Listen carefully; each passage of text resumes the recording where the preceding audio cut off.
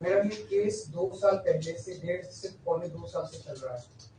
17 अगस्त को 2022 को सीबीआई की पहली केस फाइल हुआ था और 22 अगस्त 2022 को पीसीआर फाइल हुई थी ईडी। मुझे गिरफ्तार किया गया है।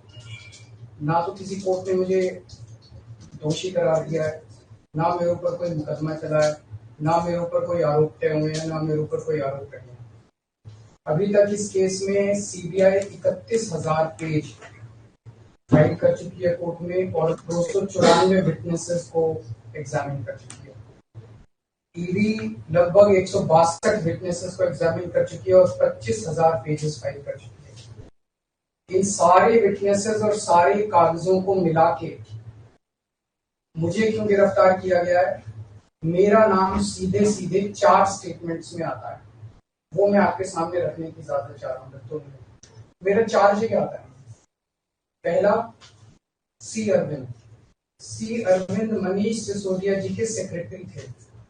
उन्होंने ये कहा है, स्टेटमेंट दिया है कि एक दिन मेरे घर में मेरी मौजूदगी में मनीष सिसोदिया जी ने उनको कुछ एक्साइज के डॉक्यूमेंट्स हैंड ओवर किए। That's it madam. उन्होंने ये नहीं कहा कि मेरी मौजूदगी में कोई पैसे दिए, ऐसा कोई आरोप नहीं है। मेरी मौजूदगी में सी अरविंद को मनीष सिसोदिया जी ने एक्साइज के कुछ डॉक्यूमेंट्स दिए।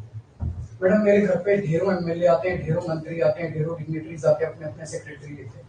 वो आपस में खुसर भी करते रहते हैं, आपस में डॉक्यूमेंट्स भी एक्सचेंज। मुझे क्या पता कि कौन किसको क्या दे। Is this a sufficient reason to arrest the sitting chief minister? क्या ये स्टेटमेंट एक सिटिंग चीफ मिनिस्टर को अरेस्ट करने के लिए पर्याप्त है? नंबर 1।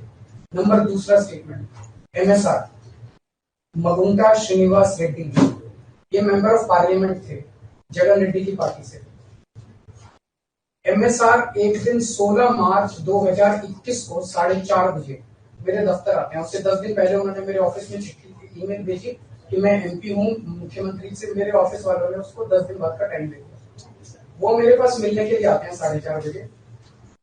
मैं किसी वजह से जल्दी में था, आके वो मुझे कहते हैं कि मुझे दिल्ली में अपना फैमिली चैरिटेबल ट्रस्ट खोलना है, उसके लिए जमीन चाहिए।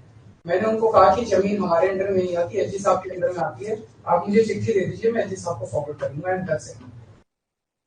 सो ये हुआ। 16 सितंबर 2022 को उनके घर पे रेड होती है।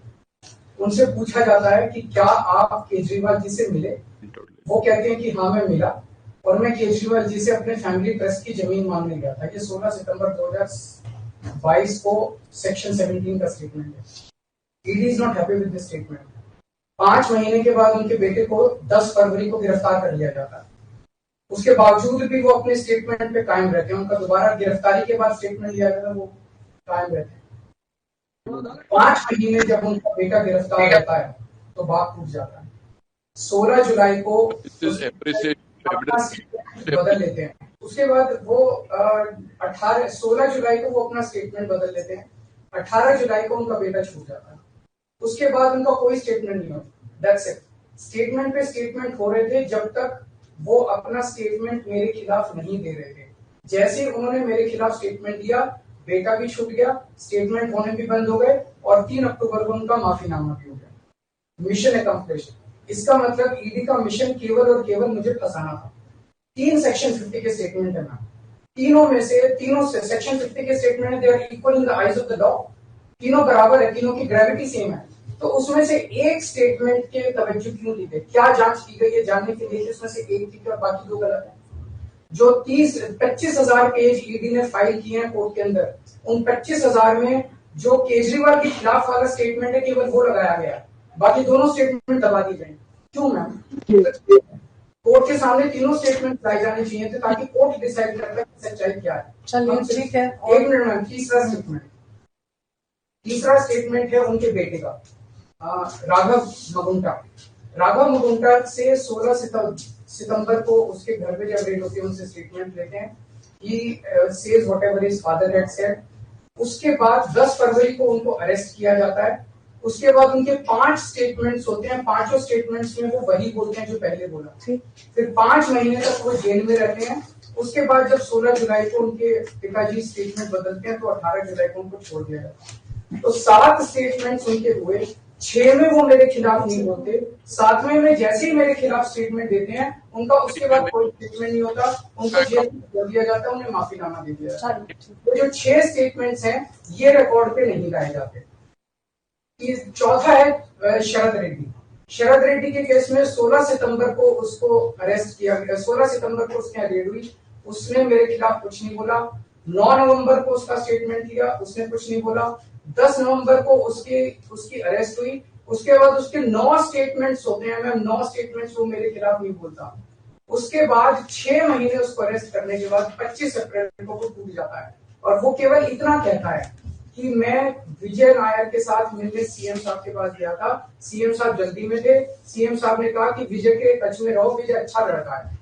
मैं केवल ये जानना चाहता हूं कि क्या ये 4 स्टेटमेंट्स एक सिटिंग चीफ मिनिस्टर को अरेस्ट करने के लिए, मैम 2 मिनट दे दीजिए, कि ये पर्याप्त है?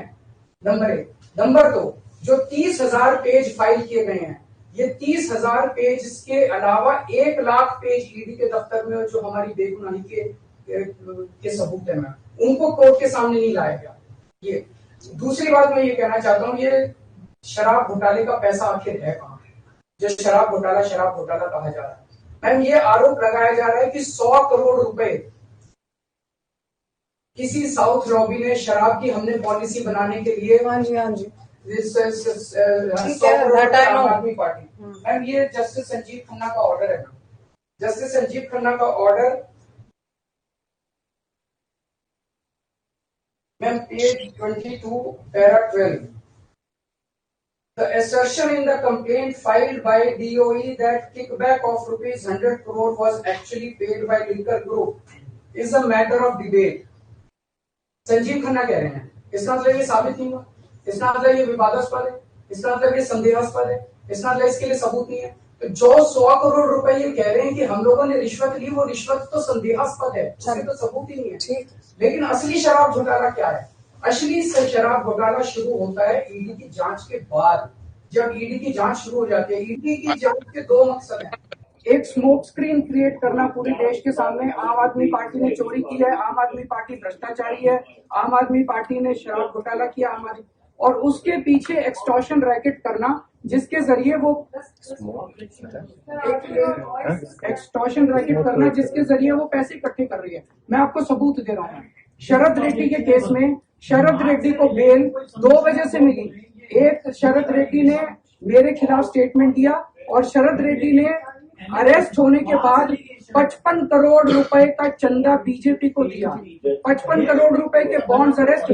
सो he bought his bail ma'am, he bought his bail.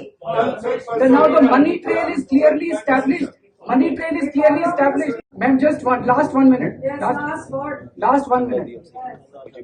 The money trail is established, ma'am. उसने अपनी बेल अरेस्ट होने के बाद 55 करोड़ रुपए का चंदा बीजेपी को दिया, बीजेपी के अकाउंट में सीधा गया।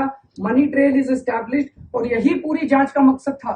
एक तरफ आम आदमी पार्टी को क्रश करना, एक स्मोक स्क्रीन क्रिएट करना, भ्रम का पर्दा और पीछे से एक्सटॉर्शन करना। Thank you.